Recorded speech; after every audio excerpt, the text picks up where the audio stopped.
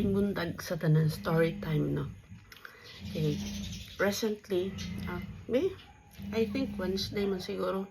Okay, naikuan ranking for unsa ni usa ka ipa-hire up ang among kuan. So nag-apply ko adto. Okay. Now, ni ani ang nahitabo. Pagtan-aw na ako sa kuan kay gi-review naman na-validate na daan sa higher ups, no? So pag-abot sa amo, nakita na lang namo ang score. So, I do not, dili man ko mag-question, lisod po. Ilagod na nga perspective, lahi sa dang akong kaugalingon nga perspective, no? Sa kuan, ana nga area. So, I respeto na ako na ang kuan, ang paghatag sa scoring. Wala ko'y question, ana. Kaya lisod po, mag-question ka nga, sila may mas nakabalo, no? Pero usahay ba? Dili, wala question ka. Ngani, ang ano lang ako buyan istorya. Will I be defined? Is it my definition kung wala ko nakakuan? Wala na ako na upgrade akong unsa ni rank? Dili man sad siguro, no? Very kuan na kay kuan na. Chill ra kay kuan na. No? Dili lang man kana atong kuanan, no? So, mura mo good unsa ni. Ingani lang, I will not be defined. That is not my definition.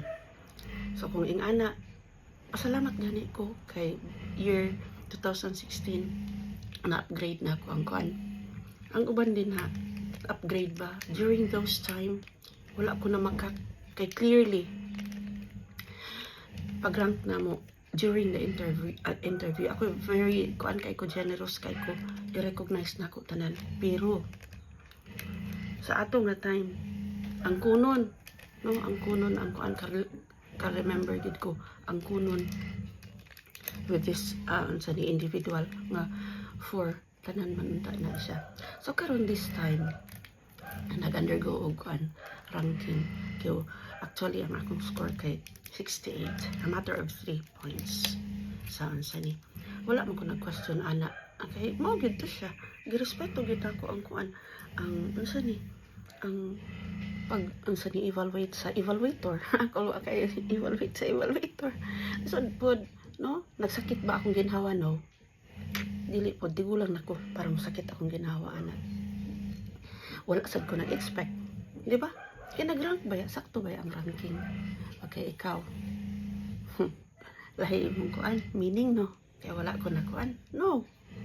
Okay, very sport. Ano, ikaw nag-define sa ako sa pag-rank. Okay, that is not my definition, no? Kita ninyo na yun. Ikaw ang nag-define sa ako. Sayop ka, no? Sayop ka. Ikaw may naghatag sa akong definition. Ako wala man ko nag-define sa akong kaugalingon. Ingani lang, naalay sa to area dito nga, zero good sa unsaon. So, base sa akong pag-research, kay gi-research gid ako na siya nangita gid ko og kanang kuan. Explanation ana nga criteria. Okay? Naagid siya sa akong gi-submit. Galing lang kay siguro wala na honor. No worries. Dili ko wala ko nagtanom og kasakit. Wasad ko nagtanom og kadumot. Ikaw siguro ang naghatag og definition. So will I be defined by your unsa ni giyon ako na? Will I be defined by your stare? Ha? Ako wala ko nag-define sa inyo. Gani man. Pasalamat gani ko sa inyo. Makakatawa lang ko. Katawaan ta na lang na, no? So, again, ang ranking is not will not define me of who I am. Siguro ikaw ang nag-define sa ako. God bless.